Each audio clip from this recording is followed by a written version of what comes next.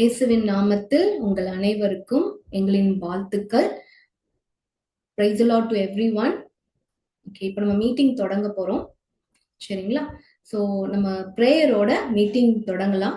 So எல்லாரும் கண்களை மூடி ஏசப்பா என்கிட்ட பேசுங்க அப்படின்னு சொல்லி உங்க முழு இருதயத்தோட உண்மையான அந்த அன்பை ஆண்டவர்கிட்ட நீங்க வெளிப்படுத்தும்படியா கேட்கிறேன். நீங்க என்கிட்ட பேசுங்க அப்படின்னு நீங்க சொல்றதே நீங்க அவர்கிட்ட வந்து அன்பை வெளிப்படுத்துவதற்கு சமம். சரிங்களா? அதனால தயவு செய்து அனைவரும் உங்களுடைய கண்களை மூடி இருதயத்தை கர்த்தருக்கு நேராக திருப்பி, சரிங்களா, ஏசப்பா என்கிட்ட பேசுங்க அப்படின்னு சொல்லி கேளுங்க.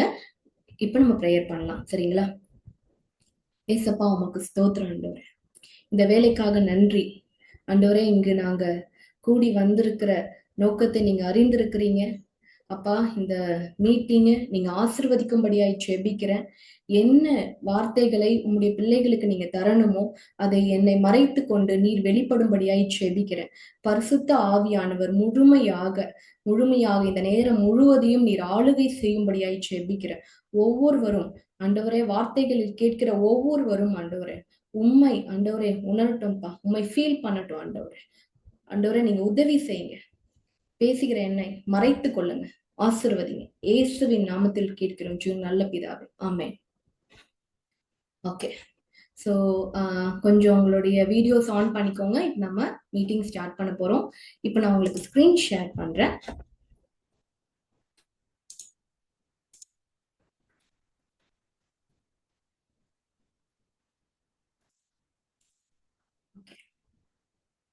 உங்களுக்கு ஸ்கிரீன் தெரியுதா? எல்லாருக்கும் ஸ்கிரீன் தெரியுது இல்லையா? சரி, ஓகே. ஸோ இப்போ வந்து பாத்தீங்கன்னா நம்ம பைபிள் ஸ்டடி இன்னைக்கு 4th செஷன்ல இருக்கிறோம். சரி, இப்போ நம்ம வந்து மீட்டிங்குள்ள போகலாம். சரிங்களா? ஸோ நம்ம இன்னைக்கு வந்து பாத்தீங்கன்னா நேரம் குறைவா இருக்கிறதுனால நம்ம வெயிட் பண்ண முடியாது. ஸோ தொடர்ந்து நம்ம மீட்டிங்குள்ள போகலாம். இன்னைக்கு நம்ம செஷன் 4 சக்சஸ்ஃபுல்லா 4வது பகுதியில பாகத்துல இருக்கிறோம். Women's God secret weapon. அது ஒரு நாளும் மறந்துடாதீங்க. சரிங்களா? You are so special in the eyes of God. கர்த்தருடைய பார்வையில மிகவும் விலையேற பெற்றவர்கள். கர்த்தர் கரத்தில் இருக்கிற ஒரு பயங்கரமான பாத்திரம்னா லைக் வெப்பன். அது இல்லாம பாத்தீங்கன்னா ஒரு ஆண்டவர் உங்களை ஒரு ராஜ கிரீடமாய் பயன்படுத்த போறாரு. அவருடைய முத்திரை மோதிரமாய் பயன்படுத்த போறாரு. சரிங்களா? சோ நம்ம தொடர்ந்து இந்த மீட்டிங்குள்ளாக நம்ம போகலாம், கடந்து போகலாம். பரிசுத்த ஆவியானவர் உதவி செய்வாராக. இப்ப பாத்தீங்க அப்படின்னா நீங்க வந்து ரொம்ப பவர்ஃபுல்லாய் மாறணும். சரிங்களா? அதுதான் ஆண்டவருடைய விருப்பமா இருக்கு. அதான் தொடர்ந்து நம்ம அடுத்தடுத்த காரியங்கள் உண்மையாகவே இது கர்த்தரிடத்திலிருந்து நான் பெற்றுக்கொண்டு வருகிறேன். சரிங்களா? ஏன்னா ஒவ்வொரு வாரத்திற்கான காரியங்களையும் ஆண்டவரே வெளிப்படுத்துறாரு. எனக்கே பல விஷயங்கள் ஆச்சரியமா இருக்கு. நிறைய காரியங்கள் நானும் உங்களோடு சேர்ந்து கற்றுக்கொண்டு இருக்கிறேன் இப்போ இந்த காலங்கள்ல. சரிங்களா? ரொம்ப ஆசீர்வாதமா எனக்கும் இது இருக்கு. சரிங்களா? சோ இப்போ முதல்ல நம்ம ஒரு ரியலைசேஷனுக்குள்ள அந்த சாட்சிகளை கேட்கும் போது நான் புரிந்து கொண்டேன். இருந்தாலும் நான் ஜென்ரலா நான் உங்களுக்கு சொல்றேன். இவ்வளவு 3 செஷன்லயும் யூஆர் த காட் சீக்ரெட் வெப்பன், யூஆர் த காட் சீக்ரெட் வெப்பன். நீங்க கடவுள் கரத்துல இருக்கிற ஒரு ரகசிய ஆயுதம் என்பதை நான் சொல்லிக்கொண்டே வந்தேன் இல்லைங்களா? முதல்ல நம்ம வந்து என்னதான் நான் சொன்னாலும் நீங்க முதல்ல உணரணும், ஃபீல் பண்ணணும், அதை அக்செப்ட் பண்ணணும். ஐ ஆம் த காட் சீக்ரெட் வெப்பன் அப்படின்னு சொல்லி நீங்க அதை உங்களுக்குள்ளாக நீங்க முதல்ல ஒற்றுக்கொள்ளும் போது கர்த்தர் உங்களை கொண்டு பெரிய காரியங்களை செய்வார். சரிங்களா? சரி, அந்த ஒரு அக்செப்டன்ஸோட நீங்க தொடர்ந்து இந்த காரியங்களை கேட்கும்படியாய் ஜெபிக்கிறேன். ஏன்னா நீங்க சாதாரண பெண்கள் அல்ல, யுத்தம் செய்ய போறவங்க. நம்ம வந்து பாத்தீங்கன்னா இந்த உலகம் வந்து பிசாசின் ஆதிக்கத்துல இருக்கு. நம்ம பாத்தீங்கன்னா ஒரு விஷயத்த நம்ம பெற்றுக்கொள்ளணும் அப்படின்னா நம்ம யுத்தம் செய்து பெற்றுக்கொள்ள வேண்டியது இருக்கு. சரியா? சோ ஆண்டவருடைய காரியத்திற்காக நீங்க செயல்பட போறதுனால, கர்த்தர் உங்களை அவருடைய மகிமைக்கென்று பயன்படுத்த போறதுனால, கர்த்தர் உங்களை சாதாரணமா விடறதுக்கு அவருடைய விருப்பம் இல்ல. முதலாவது புரிந்து கொள்ளணும். ஆண்டவருக்கு என்னதான் அவருடைய காரியம் ரொம்ப முக்கியமா இருந்தாலும் அவருடைய திட்டங்களும் தீர்மானங்களும் சித்தமும் இந்த பூமியில நிறைவேற்றப்படணும். அதற்கு வந்து நான் வந்து ஒருத்தரை பயன்படுத்த போறேன் அப்படின்னு சொல்லி கர்த்தர் சித்தம் கொண்டிருந்தாலும், அவருடைய திட்டங்கள் அவருக்கு சித்தங்கள் முக்கியமா இருந்தாலும் அதை விட நீங்க ரொம்ப முக்கியம். புரியுதா நான் என்ன சொல்றேன்ட்டு? இப்ப என்ன கொண்டு கர்த்தர் வந்து ஒரு சில காரியங்களை செயல்படுத்தணும்னு நினைக்கிறான்னு வச்சுக்கோங்களேன். That is a doings. God's doings in me, இல்லையா, த்ரூ மீ. அதற்கு முன்பாக அந்த காரியங்களை விட, அந்த திட்டங்களை விட, அதோடைய சக்சஸ விட இன்னும் முக்கியமான ஒரு விஷயம் என்ன கர்த்தருக்கு இருக்குன்னா, நான், நீங்கள். புரியுதா? முதல்ல அதாவது உங்களை பாதுகாக்கணும். உங்களை பவர்ஃபுல்லா மாற்றணும். நீங்க சந்தோஷமா இருக்கணும். நீங்க ஆசீர்வாதமா இருக்கணும். இதுதான் கர்த்தருடைய திட்டம். அதுதான் அவருடைய அன்பு. சரிங்களா? ஒரு பிள்ளை இருக்கு. அந்த பிள்ளை வந்து பாத்தீங்கன்னா, பிள்ளை வந்து பின் நாட்கள்ல நமக்கு ஆசீர்வாதமா இருக்கும் இல்லையா? அப்பா அம்மாவுக்கு என்ன தேவையோ அது எல்லாமே செய்து கொடுக்கும். இருந்தாலும் ஒரு அப்பா கிட்ட போயிட்டு, ஒரு அம்மா கிட்ட போயிட்டு, உங்க பிள்ளைகளால வர ஆசீர்வாதம் முக்கியமா, உங்க பிள்ளை முக்கியமா அப்படின்னு கேட்டா ஒரு அப்பா அம்மா என்ன சொல்லுவாங்க? முதல்ல என் பிள்ளை தானே முக்கியம்னு சொல்லுவாங்க. அதேதான். பொல்லாதவர்களாகிய நம்மளே அப்படி சொல்லும்போது, என் பிள்ளை மூலியமா வர ஆசீர்வாதத்தை விட என் பிள்ளை எனக்கு முக்கியம் அப்படின்னு சொல்லும்போது, நம்மளுடைய நல்ல பிதா, குட் ஃபாதர் எப்படி சொல்வார் இல்லையா? சோ அவர் எப்படி பண்ணுவார்? அப்படி அவர் வந்து பிள்ளை முக்கியம்னு சொல்வார் இல்லையா? அந்த முக்கியத்துவத்துக்காக தான், உங்களை பாதுகாப்பதற்காக தான் நீங்க வந்து ரொம்ப பவர்ஃபுல்லா இருக்கணும். எந்த சூழ்நிலையும் நீங்க வந்து பின்வாங்கிடக்கூடாது, விழுந்து போயிடக்கூடாது, உங்களை எந்த வகையிலும் எந்த காரியமும் அஃபெக்ட் ஆக்கிடக்கூடாது அப்படின்றதுக்காக தான் உங்களோட அவருடைய வார்த்தையை கொடுத்து பலப்படுத்தி கொண்டிருக்கிறார். சரிங்களா? புரியுதா? சோ இப்போ வந்து பாத்தீங்க அப்படின்னா நம்ம அடுத்த பகுதிக்குள்ளாக போகலாம். மறந்து விடாதீங்க, நீங்க கர்த்தர் கரத்துல இருக்கிற ரகசிய பாத்திரம் மட்டுமல்ல, லைக் நீங்க யுத்தம் செய்பவர்கள் மட்டுமல்ல. சரிங்களா? இன்னும் வந்து முக்கியமான விஷயம், அவருக்கு அவருக்கு விருப்பமான, பிடித்தமான, ரொம்ப நேசிக்கிற பிள்ளை. அதை மறந்துடக்கூடாது. சரிங்களா? சோ இப்போ நம்மளுடைய நீங்க ஸ்கிரீன்ல உங்களுக்கு தெரியும், there are two plans. God's plan, Satan's plan. God's plan நான் உங்களுக்கு சொல்லிட்டேன். என்னன்னா, நீங்க ஒரு பவர்ஃபுல் வெப்பன் இல்லையா? சோ இங்க நீங்க ஸ்கிரீன்ல தெரியுது இல்லைங்களா? இது எப்படிப்பட்ட ஆயுதம் தெரியுமா? ராக்கெட். வெப்பன்னா வெறும் கத்தி, துப்பாக்கி மட்டும் கிடையாது. சரிங்களா? நிறைய விதமான ஆயுதங்கள் இருக்கு. கர்த்தர் வருங்காலத்துல உங்களை பல வகையில பயன்படுத்த போறார். சரிங்களா? நான் உங்களுக்கு தீர்க்க தரிசனமா சொல்றேன். உங்கள் ஒவ்வொருவரையும் பல விதமான காரியங்களை பயன்படுத்த போறார். எப்படி ஒவ்வொரு வெப்பனுக்கும் ஒவ்வொரு பவர் இருக்கும், இப்படி ஒவ்வொரு வெப்பனுக்கும் வந்து பாத்தீங்கன்னா ஒவ்வொரு ஒரு ஒரு நோக்கம் இருக்கும். அதே போல உங்கள் ஒவ்வொருவரையும் கொண்டு பல வகையில ஆண்டவர் பயன்படுத்த போறாரு. நான் விசுவாசிக்கிறேன்.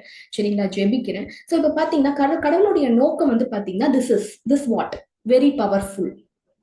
ஓகே, இந்த வெப்பனுக்கு முன்னாடி யாராலையும் நிக்க முடியாது. ஆனா அப்படியே பிசாசுடைய திட்டம் என்ன தெரியுமா? அப்படியே பாருங்க, காய்கறி அரிகிற கத்தி. இது பவர்ஃபுல் வெப்பனா? இதுவும் வெப்பன் தான் இல்லையா? But powerful வெப்பனா?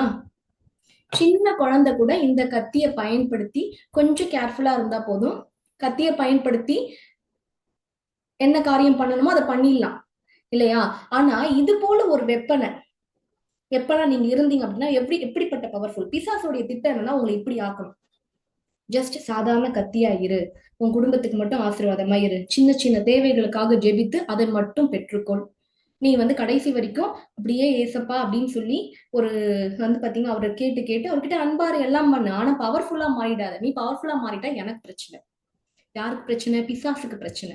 அதனால இப்படியே ஒரு காய்கறி அறிகிற கத்தி போல உங்களை வச்சிருக்கதான், என்ன வச்சிருக்கதான் பிசாசோடைய திட்டம். That is Satan's plan. அதை புரிந்து கொள்ளணும். சரிங்களா? வேத வசனம் நமக்கு இவ்வாறாக சொல்கிறது.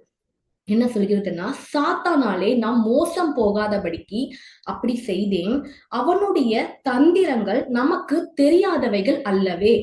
இது 2 கொரிந்தியர் 2ஆம் அதிகாரம் 11வது வசனத்துல என்ன சொல்லப்பட்டிருக்கு அப்படின்னா, அவனுடைய தந்திரம்லாம் நமக்கு முன்பாகவே தெரிந்தவை அப்படின்னு பவுல் சொல்றாரு.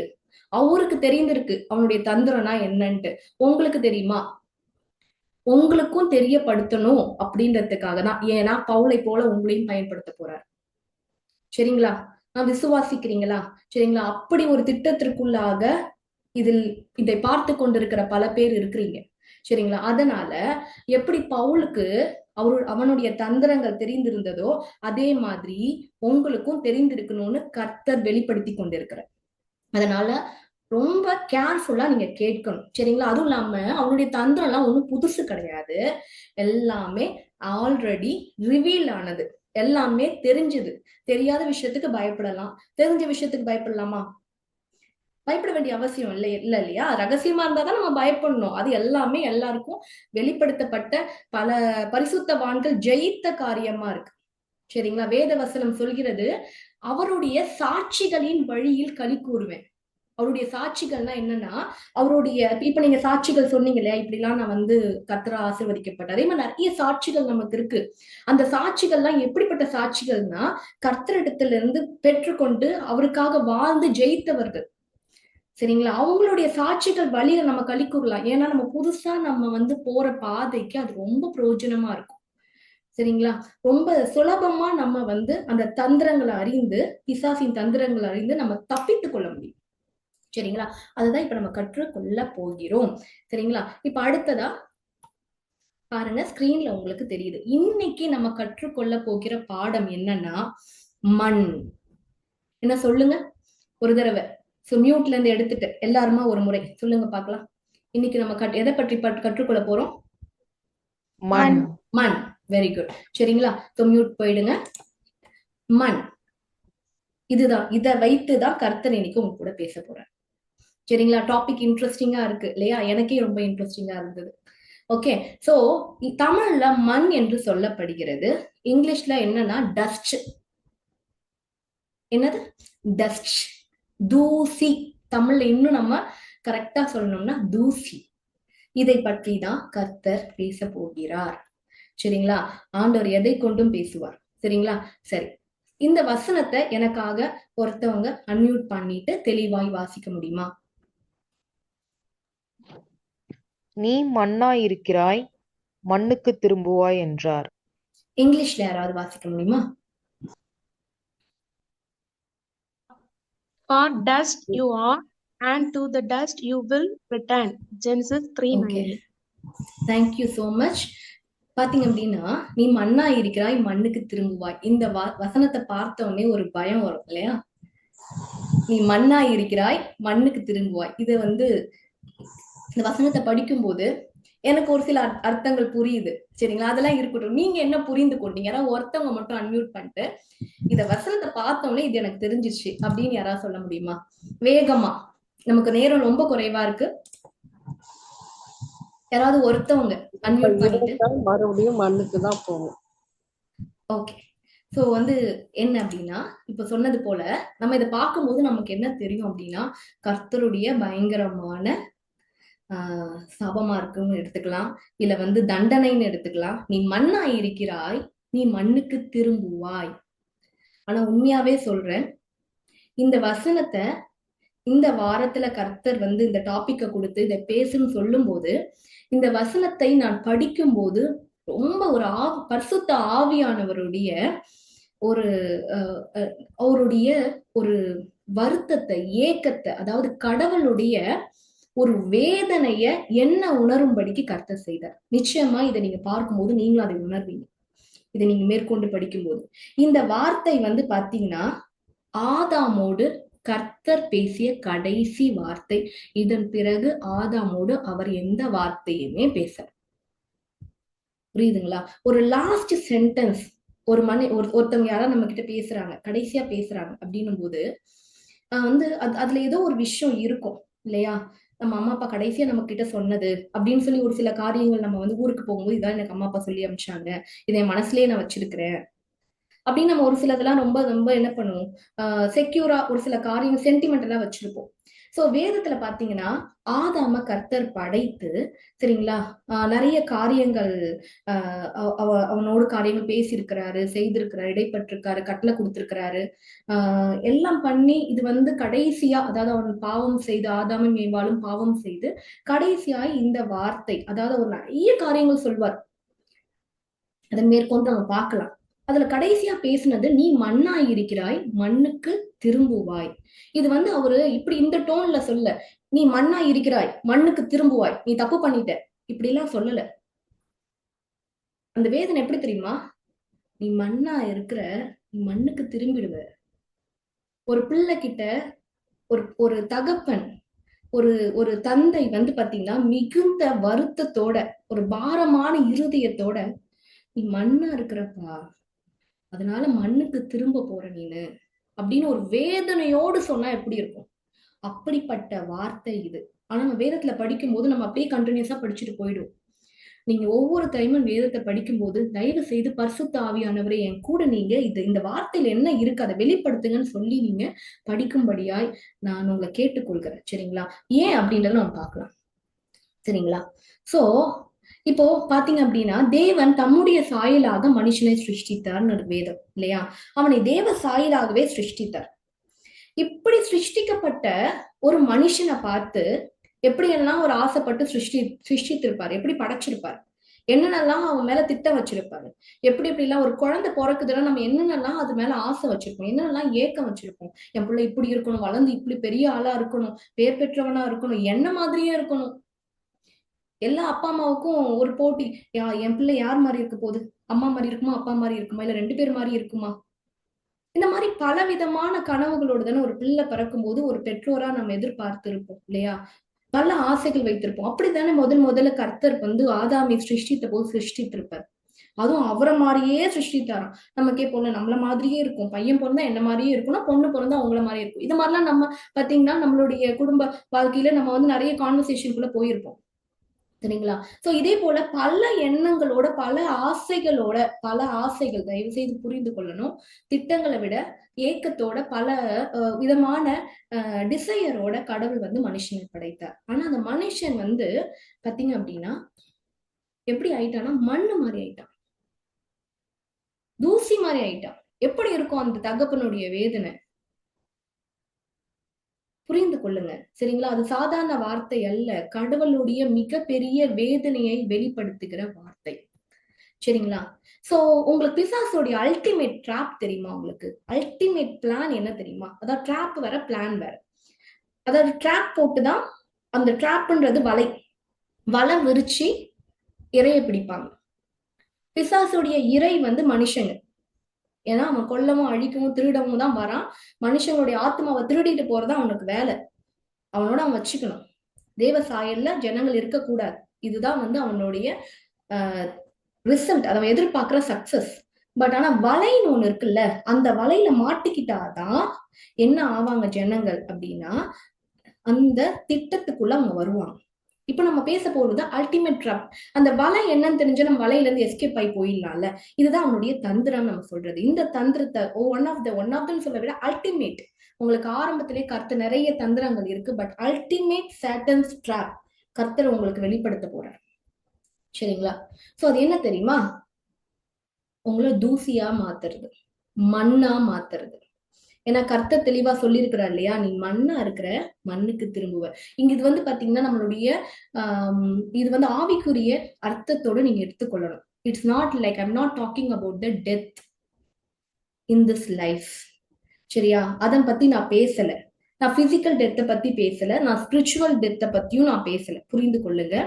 இதுக்கு நடுவுல ஒரு டெத் இருக்கு. அது என்ன டெத்னா வாழும்போதே சாகிறது. புரியுதுங்களா? ஸ்பிரிச்சுவல் டெத்ன்றது ஆஃப்டர் த டெத். ஓகே, அதுக்கப்புறம் அவங்க ஆண்டருக்குள்ள இருந்தாங்க அப்படின்னா அவங்களுக்கு நித்திய வாழ்க்கை, ஆண்டருக்குள்ள இல்லாதவங்களுக்கு நித்திய மரணம். That is a spiritual life, spiritual death. அதாவது எட்டர்னல் லைஃப், எட்டர்னல் டெத். நான் அதை பத்தி பேசல. பிசிக்கல் லைஃப், பிசிக்கல் டெத்தை பத்தியும் நான் பேசல. சரிங்களா? நான் இப்ப பேசுறது வாழ்ந்துட்டு இருப்பாங்க, இந்த பூமியில வாழ்ந்துட்டு இருப்பாங்க, நல்லா வாழ்ந்துட்டு இருப்பாங்க. ஆனா எப்படி இருப்பாங்க? மண்ணு மாதிரி இருப்பாங்க. மண்ணுக்கு ஏதாவது உணர்வு இருக்குமா? மண் எப்படி இருக்கும்? மண்ணை யார் வேணா மிதிச்சுட்டு போயிடலாம் இல்லையா? ஓகே, மண்ணுன்றத நம்ம டஸ்ட்னு எடுத்துப்போமே. ஆக்சுவலா அதோடைய இங்கிலீஷ்ல பார்த்தீங்கன்னா டஸ்ட்னு இருக்கு, தூசின்னு இருக்கு. அது மண்ணை விட தூசி, அதுதான் ஆக்சுவல் மீனிங் அந்த இடத்துல சொல்லப்பட்டிருக்கிறது. சோ தூசி என்ன தொடச்சி போட்டுருவாங்க ஈஸியா. மண்ணே இருக்கட்டுமே, மண்ணை கூட நம்ம என்ன பண்ணுவோம், தொடச்சி போட்டுருவோம் இல்லையா? வீட்டுக்குள்ள சேர்த்துப்போமா? மண்ணை சேருவோமா? பெருக்கி அள்ளி தூக்கி போட்டுருவோம் இல்லையா? மண்ணு மாதிரி உங்களையும் என்னையும் மாத்துறதுதான் பிசாசுடைய அல்டிமேட் கோல். அப்பதான் தொடச்சு போட முடியும் அவனால. மண்ணு மாதிரி ஆகாத வரைக்கும் அவனால ஒண்ணுத்தையும் பண்ண முடியாது. புரியுதுங்களா என்ன சொல்றது? ஒரு மனுஷன் கடைசி வரைக்கும் மண்ணாவே இருப்பான்னா அவன் மண்ணுக்கு திரும்பிடுவான். மண்ணுக்கு திரும்பிடான்னா அவனுடைய வாழும் போதே ஒரு மரணத்துக்குள்ளாக போயிடுவான். அது மட்டும் இல்லாம அவன் பிசிக்கல் மரணத்தையும் அடைந்து எட்டர்னல் மரணத்தையும் பெற்றுக்கொள்வான். 3 விதமான மரணங்களை பத்தி நான் பேசிட்டு இருக்கேன். சரிங்களா? என்ன சொல்றேன்ட்டு இப்ப போக போக உங்களுக்கு புரியும். பரிசுத்த ஆவியானவர் ஒரு விளங்க செய்வார். சரிங்களா? ஓகே. சரி, பாத்தீங்கன்னா நான் ஆண்டவர் உங்களுக்கு சொன்னேன், கர்த்தர் வந்து தேவ சாயலாக உங்களை சிருஷ்டித்தார் அப்படின்னு நான் சொன்னேன் இல்லைங்களா? சோ அது எப்படி அந்த சாயல் அப்படின்றது குணம் என்பதை நான் சொல்லி கொடுத்தேன். அந்த அவருடைய கேரக்டர்ஸ், அவருடைய இமேஜ், அதுதான் நம்ம சொல்லப்படுகிறது. அது வந்து ஒரு புல்லட்ல, ஒரு துப்பாக்கியில போடுற ஒரு புல்லட் மாதிரி நான் சொன்னேன் இல்லைங்களா? அது எப்படிப்பட்ட புல்லட்னா ஒவ்வொன்றும் ஒவ்வொரு ஒவ்வொரு புல்லட் மாதிரி எவ்வளவு பவர்ஃபுல்லா நீங்க இருக்கிறீங்கன்றத கடவுளுடைய குணங்கள் தீர்மானிக்கும் என்பதை நான் போன செஷன்ல சொன்னேன். பிசாசுடைய வேலை என்ன தெரியுமா? அந்த புல்லட் எல்லாம் துப்பாக்கியில இருந்து எடுக்கிறது தான் அவனுடைய வேலை. என்ன சொல்றேன்னு புரியுதா? அதாவது துப்பாக்கியில இருந்து ஒவ்வொரு தோட்டாவா அவனுக்கு எடுக்கணும். அன்லோடிங் த புல்லட். பவர்ஃபுல் வெப்பனா இருக்கிற உங்களையும் என்னையும் என்ன பண்ணும் தெரியுமா? மண்ணு மாதிரி ஆக்கணும். அவன் மண்ணு மாதிரி ஆக்கணும்னா ஒவ்வொரு புல்லட்டையா கழட்டணும். அதுக்கு அவன் எப்படிப்பட்ட காரியத்தை பயன்படுத்திக்கிறான் தெரியுமா உங்களுக்கு? எப்படி அவன் செய்யறான்? ஹவு? இதுதான் அவனுடைய தந்திரம். இததான் நீங்க கற்றுக்கொள்ள போறீங்க. மண் எதை குறிக்கிறது அப்படின்னா உணர்வற்ற நிலையை குறிக்கிறது. என்ன குறிக்குது? உணர்வற்ற நிலை. உணர்வற்ற நிலை அப்படின்றது வந்து ஒரு மரணத்திற்கு சமமான நிலை. இப்போ பிசிக்கலா நம்ம உடம்பு இருக்கு அப்படின்னா அதுல எந்த உணர்ச்சியுமே இல்லைன்னு வச்சுக்கோங்களேன். டாக்டர் செக் பண்ணிட்டு சொல்றாங்க இதுல எந்த உணர்ச்சியுமே இல்லைங்க அப்படின்னா என்ன சொல்லுவாங்க? ஷீ இஸ் பிசிக்கலி டெட் அப்படி சொல்லுவாங்க இல்லையா? சோ உணர்ச்சி இல்லாத நிலையே என்னது, எதுக்கு ஈக்குவல்? மரணத்திற்கு ஈக்குவல். பிசாசுடைய தந்திரம் என்னன்னா உணர்வற்ற நிலைக்கு மனுஷனை வைத்திருக்கணும். அவன் எதையுமே ஃபீல் பண்ணக்கூடாது. அவன் பாட்டுக்கு போகணும், வரணும். அவன் செய்யறது தப்பா, தப்பு இல்லையா, அவனுடைய போகிற பாதை சரியா, சரியில்லையா, எதுவுமே தெரியக்கூடாது. நீ எழுந்துரு, சாப்பிடு, வேலை செய், தூங்கு, சம்பாதி, பிள்ளைங்களோட இரு, இப்படியே காலம் போய்கிட்டே இருக்குமே தவிர ஆனா அவங்களையும் அறியாம ஒரு நிலையில இருப்பாங்க. அது எப்படிப்பட்ட நிலை என்றால் உணர்வற்ற நிலை. நல்லாதான் இருப்பாங்க, ஆனா அவங்களுக்கு எந்த ஒரு உணர்வும் இருக்காது. நீங்களும் நிறைய காரியங்கள் வாழ்க்கையில நீங்க வந்து போகும்போது பாத்துக்கலாம், ஏன் இவங்க இப்படியே இருக்காங்க, இவங்களுக்கு ஏன் தோணவே மாட்டுது, இவங்க பண்றது தப்புன்னு ஏன் தோணவே மாட்டுது, இவங்க இவங்க இவங்களுடைய பழக்க வழக்கம் ஏன் தவறுன்னு தோணவே மாட்டுது. மேபி உங்களுக்கு அந்த பழக்க வழக்கம் இல்லாம அதுல இருந்து வெளியே இருக்கிற ஒரு நபரா இருக்கலாம். ஒரு சில பேர் பொய் சொல்லிக்கிட்டே இருக்காங்கன்னு வச்சுக்கோங்களேன். அப்போ வந்து உங்களை நினைப்போம், ஏன் இப்படி பொய் சொல்லிக்கிட்டே இருக்காங்க, அசால்ட்டா பொய் சொல்றாங்களே, அந்த பொய் சொல்றோன்றது கூட அவங்களுக்கு தெரியலையே, உண்மையாவே சொல்றேன் அவங்களுக்கு தெரியாது. அதுதான் உணர்வற்ற நிலை. அது பிசாசு ஆக்கி வச்சிருக்கிறது. இது வந்து பாவம் என்பதை காட்டிலும் ரொம்ப மோசமானது. அட்லீஸ்ட் பாவம் அப்படின்னா வந்து என்ன தெரியும் அப்படின்னா பாவம் பண்றோம் அப்படின்னு தெரியும். அதுல இருந்து வெளியே வரணும் அப்படின்ற ஒரு எண்ணமாவது இருக்கும். இந்த உணர்வு இல்லாத நிலை எப்படின்னா ரொம்ப மோசமான நிலைமை. எப்படிப்பட்ட நிலைன்னா அவங்க அந்த நிலையில இருக்காங்கன்றது அவங்களுக்கே தெரியாது. யாராவது சொன்னாலும் கோவம் வரும். புரியுதுங்களா? இது வந்து மண்ணு மாதிரி ஆக்கி வச்சிருக்கிறது. யார் வேணா அவங்கள மிதிச்சுட்டு போலாம். அவங்களுக்கே தெரியாது தன்னை எல்லாரும் மிதிக்க போறாங்க, இல்ல மிதிக்கிறாங்க அப்படின்னு அவங்களுக்கே தெரியாது.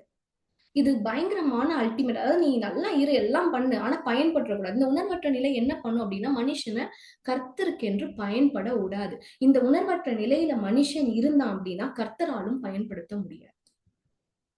புரியுதுங்களா என்ன சொல்றேன்ட்டு? சோ இது போல ஒரு காரியங்கள்ல சிக்கி கொண்டிருப்ப பல பேரை விடுதலையாக்கும். இல்ல நீங்க சிக்கி கொண்டிருந்தாலும் கர்த்தர் வந்து இன்று ஒரு விடுதலையை உங்களுக்கு கட்டளையிட போறார். சரிங்களா? புரியுதா என்ன சொல்றேன்ட்டு? சோ மேற்கொண்டு நம்ம ரொம்ப டீப்பா நீங்க கவனிக்கணும். அகைன் நான் சொல்றேன், கர்த்தர் சொன்னது இங்க என்னன்னா இந்த வார்த்தையில நீ மண்ணா இருக்கிறாய் மண்ணுக்கு திரும்புவாய்னா என்ன அவர் மீன் பண்ணி சொன்னார்னா, ஆதாமே நீ மண்ணா இருக்கிற, உணர்வற்று இருக்கிற, உனக்கு தெரியல நீ பண்ணது என்னன்ட்டு அப்படின்னு சொல்றார். நம்ம மேற்கொண்டு பார்க்கலாம். நமக்கு டைம் ரொம்ப வந்து கம்மியா இருக்கு. சோ வேகமா போகும். சரிங்களா? இப்போ இந்த வசனம் என்ன சொல்கிறது அப்படின்னா இது ஆதாமுக்கும் ஏவாளுக்கும் அந்த சம்பவம். அதாவது என்னன்னா ஒரு கனியை கர்த்தர் புசிக்க கூடாதுன்னு சொன்ன கனியை புசித்தாங்க. இது எல்லாருக்கும் தெரியும் இல்லையா? அப்போ இது வந்து இந்த வேதத்துல இந்த வார்த்தை சொல்லப்பட்டிருக்கு. அப்பொழுது ஸ்திரீயானவள் அந்த விருட்சம் புசிப்புக்கு நல்லதும் பார்வைக்கு இன்பமும் புத்தியை தெளிவிக்கிறதும் இச்சிக்கப்படத்தக்க விருட்சமாய் இருக்கிறது என்று கண்டு அதின் கனியை பறித்து புசித்து தன் புருஷனுக்கும் கொடுத்தாள். அவனும் புசித்தான். ஓகே, நிறைய தடவை இந்த வசனத்தை நம்ம படித்திருக்கோம். சண்டே கிளாஸ்ல கூட சொல்லி கொடுத்துருப்போம். நிறைய பேர் சண்டே கிளாஸ் டீச்சர்ஸ் இருக்கிறீங்க இங்க. ஸோ வந்து சொல்லி கொடுத்துருப்போம், கேட்டிருப்போம், சின்ன வயசுல இருந்து கேட்டுருக்கோம். பட் இங்க வந்து பாத்தீங்க அப்படின்னா ஒரு முக்கியமான விஷயம், இந்த இடத்த மட்டும் பாருங்க. என்னன்னா, விருட்சமா இருக்கிறது என்று கண்டு அதன் கனியை பறித்து புசித்து, இந்த புசித்து யாரு? ஏவாள் சாப்பிடுறது. சரியா? தன் புருஷனுக்கு கொடுத்தால் அவனும் புசித்தான். ஓகே, சோ இப்ப யார் தப்பு பண்ணது அப்படின்னு கேட்டா நீங்க என்ன சொல்வீங்க? யாராவது சொல்லுங்களேன். யார் தப்பு பண்ணதீங்க? ஆதாமா? ஏவாள் தான். ஆதாம் என்ன பண்ணாரு? ஏவாள் ஏவாள் தானே என்ன இச்சிக்கப்படத்தக்கதுன்னு சொல்லி இச்சித்து பறிச்சு சாப்பிட்டு பாவம் தன் புருஷனையும் வலையில மாட்டி விட்டுட்டாங்க அப்படின்னு நீங்க சொல்ற மாதிரி நானும் பல காலம் நினைத்து கொண்டு இருந்தேன். சரிங்களா? சரி, ஆனா பாருங்க, அப்பொழுது இந்த வசனம் வந்து பாத்தீங்கன்னா, இது நம்ம இந்த கான்வர்சேஷனை நான் உங்களுக்காக வேகமா ரீட் பண்றேன், ரொம்ப முக்கியம். அப்பொழுது ஸ்ரீயானவள் அந்த விருட்சம் புசிப்புக்கு நல்லது, பார்வைக்கு இன்பம், இதெல்லாம் அறிந்து என்ன பண்றாங்க? அதை சாப்பிடுறாங்க, அவரும் சாப்பிடுறாரு. அப்போ இது நடக்கிறதுக்கு முன்னாடி, ஏவாள் சாப்பிடறதுக்கு முன்னாடி என்ன சம்பவம் நடக்குது அப்படின்னா வந்து பாத்தீங்கன்னா, ஸ்திரீயை வஞ்சிக்குது. அதாவது பாம்பு வந்து பேசுது, சர்ப்பம் வந்து ஸ்ரீ கிட்ட பேசுது. வந்து யாராவது கடவுள் வந்து உங்களை ஏதாவது பண்ணலாம், பண்ணக்கூடாது, ஏதாவது சாப்பிடக்கூடாதுன்னு ஏதாவது சொல்லியிருக்கிறா, சாப்பிடலாம்னு சொல்லியிருக்கிறாரா, சாப்பிடக்கூடாது ஏதாவது சொல்லியிருக்கிறாரா அப்படின்னு சொல்லி கேட்குது. அதுக்கு ஸ்திரீ என்ன சொல்றாங்க அப்படின்னா, நாங்கள் தோட்டத்தில் உள்ள விருட்சங்களின் கனிகளை புசிக்கலாம், சரிங்களா அப்படின்னு சொல்றாங்க. அப்படி சொன்ன உடனே வந்து பாத்தீங்க அப்படின்னா பாம்பு என்ன சொல்லுது? இல்ல, அப்படி கிடையாது. நீங்க வந்து அவங்க என்ன சொல்றாங்க? இந்த மாதிரி நீங்க அந்த கனியை புசித்தீர்கள் என்றால், நாங்க புசித்தோம்னா எங்களை ஆண்டவர் தொடக்கூட கூடாதுன்னு சொல்றாரு. வேற என்ன சொல்றாரு? அதை சாப்பிடவும் கூடாது, அதை தொடக்கூட கூடாது அப்படின்னு சொல்லி கடவுள் எங்களுக்கு சொல்லி இருக்கிறார் அப்படின்னு சொல்லி ஏவாள் வந்து சர்பத்துக்கு ரிப்ளை கொடுக்குறாங்க, அதாவது பாம்புக்கு ரிப்ளை கொடுக்குறாங்க. உடனே பாம்பு என்ன சொல்லுதுன்னா, ஸ்திரீயை நோக்கி, நீங்கள் சாகவே சாவதில்லை, நீங்கள் இதை புசிக்கும் நாளிலே உங்கள் கண்கள் திறக்கப்படும் என்றும் நீங்கள் நன்மை தீமை அறிந்து தேவர்களைப் போல இருப்பீர்கள் என்றும் தேவன் அறிவார் என்றது. சரிங்களா? இது கேட்ட உடனேதான் என்ன பண்றாங்க? அடுத்த வசனம் 3:5 இப்படி அந்த பாம்பு சொல்றத கேட்டு நம்ம ஏவாள் வந்து இது ரொம்ப இச்சிக்கப்படத்தக்கது, ரொம்ப அழகா இருக்குன்னு சொல்லி அது மேல ஆசை வச்சு சாப்பிடுறாங்க. ஓகேவா? சோ இது புரிந்து கொண்டீங்க இல்லைங்களா? இப்போ ஆதாமும் சாப்பிட்டுடுறாங்க, ஏவாளும் சாப்பிட்டுடுறாங்க. ஏவாள் கொடுத்த பழத்தை ஆதாமும் சாப்பிட்டுடுறாங்க. இப்போ 2 பேரும் சாப்பிட்ட உடனே என்ன ஆயிடுது அப்படின்னா, அவர்கள் இருவருடைய கண்களும் திறக்கப்பட்டது, அவர்கள் தங்கள் நிர்வாணிகள் என்று அறிந்து அத்தி இலைகளை தைத்து தங்களுக்கு அரைக்கட்சிகளை உண்டு பண்ணினார்கள். சோ இதுதான் கான்வர்சேஷன். பட் ஆனா இங்க நம்ம அறிந்து கொள்ள வேண்டிய ஒரு விஷயம் என்னன்னா, நல்லா கவனிங்க, ஏவாளை ஏமாத்துறதுக்கு பிசாசு அத்தனை பொய்களை சொல்ல வேண்டியது. புரியுதா? ஏவாளை ஏமாத்துறதுக்கு பிசாசு எத்தனை பொய் சொல்லுச்சு, எப்படிலாம் ஏமாத்துச்சு. ஆனா ஆதாம ஏமாத்துறதுக்கு ஒண்ணுமே சொல்லல. ஜஸ்ட் ஏவாள் வஞ்சிக்கப்பட்ட உடனேயே ஆதாம் கிட்ட பறிச்சு கொடுத்தாங்க, சாப்பிட்டுட்டாரு. அதான வேதத்துல இருக்கு. இப்படி இருக்கு, பறிச்சு கொடுத்தாங்க, சாப்பிட்டுட்டாரு. புரியுதா? ஆனா ஆதாம் சாப்பிட்டதுக்கு அப்புறம் தான் அவங்களுடைய கண்கள் திறக்கப்பட்டுச்சு. ஒருவேளை ஆதாம் வந்து எப்படி ஏவாள் நீ சாப்பிடலாம், கர்த்தர் சொல்லியிருக்கிறார்ல சாப்பிடக்கூடாதுன்னு சொல்லியிருக்கிறார்ல, நீ தொடலாமா சாப்பிடலாமா அப்படின்னு கேட்டு அந்த கனியை ஒருவேளை புசிக்காமல் இருந்திருந்தால், ஏன்னா ஏற்கனவே ஏவாள் சாப்பிட்டுட்டாங்க, சாப்பிட்டுதான் கொடுக்குறாங்க, அவங்க சாப்பிட்ட வரைக்குமே ஒண்ணும் ஆகல உலகத்துக்கு, அவங்க கண்கள் திறக்கப்படல. புரியுதா என்ன சொல்றேன்ட்டு? அவங்க கண்கள் திறக்கப்படல, அவங்க நிர்வாணிகள்னு அவங்க அறிந்து கொள்ளல. புரியுதா? 2 பேரும் சாப்பிட்டதுக்கு அப்புறம் தான் அவங்க கண்கள் திறக்கப்பட்டுச்சு, அவங்க நிர்வாணிகள்னு அறிந்து கொண்டாங்க. அப்பனா என்னன்னா, ஏவாள் சாப்பிட்ட வரைக்கும் மட்டும் பாவம் பூமிக்குள்ள பிரவேசிக்கல. இன்னும் ஒரு சான்ஸ் இருந்துச்சு. என்ன சான்ஸ்? ஆதாம் மட்டும் அந்த சான்ஸ பிடிச்சிருந்தான்னு வச்சுக்கோங்களேன், உண்மையாவே சொல்றேன், பூமி சபிக்கப்பட்டிருக்காரு. வேற மாதிரி ஏதாவது கர்த்தர் நிச்சயமா பண்ணிருப்பார். பட் ஆனா நான் இங்க என்ன சொல்ல வரேன்னா, ஏன் ஏவாள் கிட்ட பேசணும்? பிசாசு ஏன் ஏவாள்கிட்ட பேசணும்? பலவீனமான பாண்டம் ஈஸியா ஏமாத்திடலாம் அப்படின்றதுனால பிசாஸ் பேசினா நினைச்சீங்களா? இல்ல, அவனுக்கு தெரியும், it is very tough to deceive the woman. ஒரு பெண்ணை ஏமாற்றுவது கடினம்னு பிசாசு தெரியும். அவனுக்கு ஏன் அப்படி தெரியும் நான் சொல்றேன்னா, அவன் அது தெரிஞ்சதுனாலதான் அவன் பெண் கிட்ட பேசினான், ஏவாள்கிட்ட பேசினான். புரிந்து கொள்ளுங்க சரிங்களா? சோ இட்ஸ் நாட் லைக் பிசாசு யார்கிட்ட மோதுவான் தெரியுமா? யாரு அவனுக்கு பிரச்சனையோ, யார ஈஸியா வீழ்த்த முடியாதோ அவங்களதான் ஏமாத்தி வீழ்த்துவான். அவனுக்கு பிரச்சனை இல்லாத நபர்கள் ஒரு பொருட்டு கிடையாது. புரிந்து கொள்ளுங்க. அவனுக்கு பிரச்சனை இல்லாத நபர்கள் பிசாசுக்கு ஒரு பொருட்டு இல்ல. ஏன்னா அவனுடைய ராஜ்யத்துக்கு அவங்களால எந்த ஒரு பாதிப்பும் வராது. அது ஆணா இருந்தாலும் சரி, பெண்ணா இருந்தாலும் சரி, அந்த இரு நபர்கள்ல யாரு பிரச்சனைக்குரிய, அதாவது அவனுக்கு யாரு பிரச்சனை. ஏன் நான் இவ்வளவு தெளிவா சொல்றேன் அப்படின்னா, அந்த பிசாசு அவங்க ஏவாள் கிட்ட பேசினப்போ அவங்க திருப்பி ரிப்ளை கொடுக்குறாங்க. என்ன தெரியுமா ரிப்ளை கொடுக்குறாங்க? அந்த வசனம் நீங்க வேதத்துல படிக்கும்படியா கேட்டுக்கொள்கிறேன். இப்போ வேண்டாம், இந்த மீட்டிங் முடிஞ்சதுக்கு அப்புறம் ஆராய்ஞ்சு பாருங்க. என்ன ஒரு ரிப்ளை கொடுப்பாங்க தெரியுமா? ஆண்டவர் அந்த கனியை புசிக்க கூடாதுன்னு சொல்லியிருப்பாரு. அது மட்டும்தான் வேதத்துல இருக்கு. அவங்க எக்ஸ்ட்ரா ஒரு லைன் சொல்லுவாங்க. என்ன தெரியுமா பிசாசு கிட்ட சொல்லுவாங்க? கர்த்தர் எங்களை தொடக்கூட சொன்னார், தொடக்கூட கூடாதுன்னு சொல்லியிருக்கிறாருன்னு சொல்லுவாங்க. என்ன சொல்லியிருப்பாரா? தொடக்கூட கூடாது. சொல்ல போனா கர்த்தர் இந்த காரியங்களை எல்லாம் சொல்லப்பட்டதாய் சொல்லி இருக்கிறது. வேதத்துல எப்படி சொல்லியிருக்குன்னா, ஆதாம் கிட்டதான் சொல்லி இருக்கிறார். ஏவாள் அப்ப இல்ல. ஏவாள் கிட்ட டைரக்டாய் கர்த்தர் இந்த காரியங்கள்லாம் செய்யாதுன்னு சொன்னதா வேதத்துல இல்ல. அவங்களுக்கு தண்டனை கொடுக்கும் போது மட்டும்தான் டைரக்டா கர்த்தர் தேவன் ஏவாள் கிட்ட பேசுவாரு. அதுக்கு முன்னாடி ஏவாள் கிட்ட எந்த ஒரு சூழ்நிலையும் பேசினதாக வேதம் நமக்கு சொல்லல. அப்படி இருந்தும் தான் கிட்ட சொன்ன மாதிரி பிசாசு கிட்ட சொல்றாங்க. என்னன்னா, என் தேவன் எங்க கிட்ட சொல்லியிருக்கிறாரு. புருஷன்கிட்ட தான் சொன்னாங்க, பட் இருந்தாலும் என்கிட்ட சொல்லியிருக்காங்க. என்னன்னா, சாப்பிடக்கூடாதுன்னு சொல்லி விட்டுருக்கலாம். என்ன சொல்லுவாங்க தெரியுமா? தொடக்கூட கூடாதுன்னு கர்த்தர் சொல்லியிருக்கிறாருன்னு சொல்லுவாங்க. சோ இப்ப அவங்களுக்குள்ள ஒரு புரிதல் இருந்துச்சு. புரியுதா? உணர்வு இருந்துச்சு.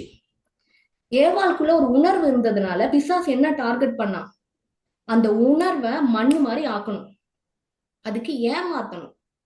ஆதாம ஏமாத்த வேண்டிய அவசியம்லாம் இல்ல, சொன்னா கேட்டுருவாரு. ஏவாள் சொன்னாவே போதும். தந்திரமெல்லாம் பேசி வஞ்சிக்கலாம் வேண்டாம். புரியுதுங்களா என்ன சொல்றேன்ட்டு? சோ நல்லா புரிந்து கொள்ளுங்க. யார் பிசாசுடைய சோதனை யாருக்கு வருதோ அவங்க கர்த்தருடைய திட்டத்துல ஒரு முக்கியமான பங்கா இருக்கிறாங்க. அது புரிந்து கொள்ளணும் சரிங்களா? இன்னொரு விஷயம் என்ன அப்படின்னா, ஒருவேளை ஆதாம் முதல்ல இது போல ஏதாவது வஞ்சிக்கப்பட்டு ஏவாள் கிட்ட கொடுத்திருந்தாங்கன்னு வச்சுக்கோங்களேன், நிச்சயமா ஏவாள் கேள்வி கேட்டிருப்பாங்க நான் விசுவாசிக்கிறேன். ஏன்னா இத்தனை பேச்சு சாத்தான் கிட்ட, அதாவது சர்பத்துக்கிட்ட பேசினவங்க புருஷன்கிட்ட ஒரு கேள்வி கூடமா கேட்டிருக்க மாட்டாங்க. நீங்க கேட்காம விட்டுருவீங்களா? பெண்களா இருந்து நீங்க இது வரைக்கும் அவங்க வீட்டுக்கார ஏதாவது ஒரு காரியம் பண்றாங்க அப்படின்னா, நான் அப்படியே அக்செப்ட் பண்ணிட்டு போவேன்னு யாராவது ஒருத்தவங்க சொல்லுங்க.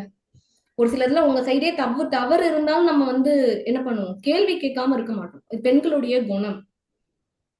நிச்சயமா கேட்போம். நல்லதா இருந்தா கூட ஏன் கேட்க கூடாதா? கேட்பேன். அப்படின்ட்டு எனக்கு உரிமை இல்லையா அப்படின்னு கேட்போம் இல்லையா? அது நல்ல விஷயமே ஒரு பண்ணாலும் நம்ம கேட்போம் கேள்வி. தெளிவு ஆனக்கு அப்புறம் தான் ஒரு சிலர்லாம் அனுமதிப்போம். அது நல்லதா இருந்தாலும் பெண்களுடைய குணமா இருந்ததுனாலதான் பிசாசு ஏவாள முதல்ல ஏமாத்தலாம். ஆதாம் ஒரு வேளை ஏமாத்தி இருந்தான்னு வச்சுக்கோங்களேன், ஏவாள் கேள்வி கேட்டிருப்பாங்க, பாவமே பூமிக்குள்ள வந்திருக்காரு. யார முதல்ல டார்கெட் பண்ணணும்னு பிசாசுக்கு தெரியும். புரிந்து கொள்ளுங்க சரிங்களா? நீங்க பலவீனமாய் இருக்குவதற்காக அழைக்கப்படல. கர்த்தருடைய பலன் என்ன வேதம் சொல்லுகிறது? என்ன வேதம் சொல்கிறது? என் கிருபை உனக்கு போதும், உன் பலவீனத்திலே என் பலன் பரிபூரணமாய் விளங்கும். கர்த்தர் உங்களை பலவீனமான, அதாவது வேதம் உங்களை பலவீனமாய் பாண்டம் என்று அழைப்பதற்கு ஒரு காரணம் உண்டு. அது என்ன காரணம் தெரியுமா? நீங்க பலவீனமான பாண்டமா இருந்தாதான் கர்த்தருடைய பலன் உங்களுக்குள்ளாய் வரும். பலன் இருக்கவங்களுக்கு எந்த ஒரு பலனும் தேவையில்லை எக்ஸ்ட்ரா. பலவீனமா இருக்கிறவங்களுக்கு தான் வேணும் பலன். அதனால கர்த்தர் வேதம் நம்மள பலவீனமான பாண்டம் அப்படின்னு சொன்னா சந்தோஷப்படுங்க. கர்த்தர் நம்மளை பலப்படுத்துவார் சரிங்களா? அவருடைய பலன் நமக்கு உண்டாயிருக்கும். மனுஷ பலன் வேண்டாம், தேவனுடைய பலன் போதும் சரிங்களா? அது விலையேற பெற்றது. சரி, சோ இப்ப பாத்தீங்கன்னா ஆதாமுக்கு அடுத்து சொல்வார் ஆண்டவர். ஆதாமை நோக்கி, உன் மனைவியின் வார்த்தைக்கு செவி கொடுத்து புசிக்க வேண்டாம் என்று நான் உனக்கு விலக்கின விருட்சத்தின் கனியை புசித்தபடியினால் பூமி உன் நிமித்தம் சபிக்கப்பட்டிருக்கும். நீ உயிரோடு இருக்கும் நாளெல்லாம் வருத்தத்தோட அதன் பலனை புசிப்பார். யார் நிமித்தம் சபிக்கப்பட்டிருக்கும் இங்க சொல்லப்பட்டிருக்கு? ஆதாமின் நிமித்தம் சபிக்கப்பட்டது. ஆனால் ஏமாற்றப்பட்டதும் கனியை பறித்து குடித்ததும் ஏவாள். ஆனா ஆதாம தான் ஆண்டவர் உன் நிமித்தம் சபிக்கப்பட்டிருக்கும். ஏன் தெரியுமா சொன்னாரு? இது வந்து பெண்களுக்கு ஒரு சாதகமா இருக்கணும், ரொம்ப இப்படி சொல்லணும் அப்படிலாம் சொல்லல. அவர் நீதியான தேவன். என்னன்னா, ஏவாளுக்குள்ள இருந்த உணர்வு ஆதாம்குள்ள இல்ல. ஒரு கேள்வியாவது கேட்டிருக்கலாம், கேட்டுட்டு கூட சாப்பிட்டுருக்கலாம். கேட்கவே இல்ல. கொடுத்தாங்க, சாப்பிட்டுட்டு போய்கிட்டேன்ட்டார். கர்த்தர் என்னதான் மனைவியா இருந்தாலும், என்னதான் வந்து தன்னுடைய மாம்சமாய் இருந்து ஆதாம் ரொம்ப அன்பு கூர்ந்திருந்தாலும், எல்லாத்துக்கும் மேல ஆண்டவர் எல்லாம் வச்சிருக்கணும். ஆதாம் எவ்வளவு நேசித்து ஆதாமை படைத்தார். புரியுதுங்களா என்ன சொல்றது? அந்த உணர்வே இல்ல, அந்த அண்டர்ஸ்டாண்டிங்கே இல்ல. பாத்தீங்க அப்படின்னா, நமக்கு இரண்டாம் ஆதாமாக இந்த பூமிக்கு வந்த இயேசு கிறிஸ்து, இரண்டாம் ஆதாம் என்று சொல்லப்படுகிற இயேசு கிறிஸ்து இந்த பூமிக்கு வந்தார் இல்லையா? அவர் வந்து எப்படிப்பட்டவரா வந்தார் தெரியுமா? இந்த வசனத்தை பாருங்க. ஞானத்தையும் உணர்வையும் நல்லா கவனிக்கணும். உணர்வு, இந்த உணர்வு இல்லாதவங்க தான் மண்ணு. ஓகேவா? ஞானத்தையும் உணர்வையும் அருளும் ஆவியும், ஆலோசனையும் பலனையும் அருளும் ஆவியும், அறிவையும் கர்த்தருக்கு பயப்படுகிற பயத்தை அருளும் ஆவியும் ஆகிய கர்த்தருடைய ஆவியானவர் அவர் மேல் தங்கியிருப்பார். யார் மேல் தங்கியிருப்பார்? இயேசு கிறிஸ்துவின் மேல் தங்கியிருப்பார். அப்ப எப்படிப்பட்டவராய் இயேசு கிறிஸ்து இரண்டாம் ஆதாம் எப்படி வந்தார் அப்படின்னா, உணர்வை உடையவராய். புரியுதுங்களா என்ன சொல்றேன்னா? ஞானத்தின் உணர்வு, சென்சிட்டிவ் அண்டர்ஸ்டாண்டிங். இங்கிலீஷ்ல வந்து பாத்தீங்க அப்படின்னா, இந்த உணர்வு அப்படின்ற வார்த்தைக்கு மீனிங் மாதிரி கொடுத்திருக்காங்க. நம்ம சினானமஸ் அப்படின்னு சொல்லுவோம் இல்லையா? சோ இங்கிலீஷ்ல ஒற்ற மீனிங். உணர்வு அப்படின்னா இங்க உணர்வு அப்படின்னு சொல்லல, அன்கான்சியஸ் சொல்லல, கான்சியஸ்னு சொல்லல. ஆக்சுவலா உணர்வை வந்து நம்ம வந்து இங்கிலீஷ்ல அப்படியே டிரான்ஸ்லேட் பண்ணோம்னா கான்சியஸ் அப்படின்னு டிரான்ஸ்லேட் பண்ணணும். பட் வேதம் என்ன சொல்கிற அந்த உணர்வு அப்படின்ற இடத்துக்கு எல்லா வகையான டிரான்ஸ்லேஷன்லயும் அண்டர்ஸ்டாண்டிங் அப்படின்ற வார்த்தையை வேதம் பயன்படுத்தியிருக்கு. எல்லா டிரான்ஸ்லேட்டர்ஸும் இங்கிலீஷ்ல அண்டர்ஸ்டாண்டிங் வார்த்தையை பயன்படுத்தியிருக்காங்க. அப்ப என்னன்னா, உணர்வுக்கு ஒரு மீனிங் கொடுக்குறாங்க. என்ன மீனிங்னா அண்டர்ஸ்டாண்டிங், புரிதல். அப்ப பிசாசுடைய தந்திரம் என்ன தெரியுமா? நீங்க புரிஞ்சிக்கவே கூடாது, எதுவுமே உங்களுக்கு தெரியக்கூடாது, அப்படியே போ, மண்ணு மாதிரி இரு. நீ மண்ணு மாதிரி இருந்தனா எனக்கு பிரச்சனையே கிடையாது. நீ கோடி கோடியா ஆசீர்வதிக்கப்படு, நல்ல பணக்காரனா வாழு, கர்த்தரை துதி, என்ன வேணா பண்ணு, ஆராதி, என்ன வேணா பண்ணா, மண்ணு மாதிரி இருந்துரு. மண்ணு மாதிரி இருந்தா கர்த்தரே சொல்லிட்டா, நீ மண்ணு மாதிரி இருந்தா மண்ணுக்கு தான் திரும்பும். இது கட்டளை கிடையாது, திஸ் இஸ் த ஃபேக்ட். நம்ம பிள்ளைங்களை சொல்லணும்ல, இப்ப நீ படிக்கலன்னா பின்னாடி நல்லா இருக்க முடியாது. இது வந்து சாபமா? எனக்கு சொல்லுங்க, இது சாபமா? என் பிள்ளைங்க பார்த்து சொல்றீங்க, நீ படிக்கலன்னா நல்லா இருக்க மாட்டடா அப்படின்னு சொல்றீங்க, இது சாபமா? அந்த இடத்துல கர்த்தர் சொன்னது இதுதான். நீ மண்ணா இருக்கிற, மண்ணுக்கு திரும்புவ. நீ மண்ணா இருந்து மஸ்ட் என்ன ஆகு? மனுஷனாய் மாறிடு, என்னோட இமேஜ்ல மாறிடு. இதுதான் கர்த்தருடைய ஏக்கமா அந்த இடத்துல இருந்துச்சு. புரியுதுங்களா? கர்த்தருக்கு பயப்படுதல் அவருக்கு உகந்த வாசனையாய் இருக்கும். இந்த வசனம் யாரை குறித்து சொல்லப்பட்ட வாசனம்? இப்ப மேற்கொண்டு மேல ஒரு வசனம் படிச்சோம் இல்லையா? இது அடுத்த வசனம், இயேசு கிறிஸ்துவை பற்றி சொல்லப்பட்ட வசனம். கர்த்தருக்கு பயப்படுதல் அவருக்கு உகந்த வாசனை. என்ன உகந்த வாசனை அப்படின்னா, கர்த்தருக்கு பயப்படுதல். இப்ப இந்த அண்டர்ஸ்டாண்டிங், உணர்வு இப்படிலாம் சொன்ன இல்லைங்களா? இது வந்து என்ன அப்படின்னா, கர்த்தருக்கு பயப்படுதலை குறிக்குது. பயமா அப்படின்னா நீங்க வந்து அப்படியே பயந்து நடுங்கி அப்படின்னு சொல்லி யோசிக்கலாம். ஆனா இங்க ஒரு வார்த்தை இருக்கு பாருங்க, டிலைட். டிலைட்னா என்ன மீனிங்? உகந்த அப்படின்னு இருக்கு. உகந்த வாசனை தமிழ்ல இப்படி இருக்கு, நமக்கு புரிந்து கொள்ள முடியாதுன்றதுனால நான் இங்கிலீஷ்ல இங்க போட்டிருக்கேன். டிலைட். டிலைட்னா ஜாய். ஒருத்தருக்கு பயப்படுறது ஒரு ஜாயா? யாராவது சந்தோஷமா யாருக்கா பயப்படுவீங்களா? இங்க ஒரு கான்ட்ரவர்சி இருக்குல்ல, புரிந்து கொள்ளுங்க. கர்த்தருக்கு பயப்படுறது ஜாயா? அவர் வந்து இயேசு கிறிஸ்து கடவுளுக்கு பயந்து இருக்கிறத வந்து ஜாயா என்ஜாய் பண்ணாரா? டிலைட்டடா? டிலைட்டட்னா டெலிஷியஸ், டிலைட்டட். ஓகே, அப்படி இருந்தார் அவரு. அப்ப என்ன ஒண்ணு இருக்கு இல்லையா? சோ அந்த டிலைட்டட் அப்படின்னா என்னன்னா பயம். அப்படி அந்த வார்த்தை நம்ம தமிழ்ல கொடுக்கப்பட்ட வார்த்தை. அதாவது கர்த்தருக்கு பயப்படுதல் அப்படின்னா என்னன்னா, பயந்து அவர் என்ன கொன்றுவாரனோ அடிச்சிருவாரனோ அப்படி ஒரு பயம் கிடையாது.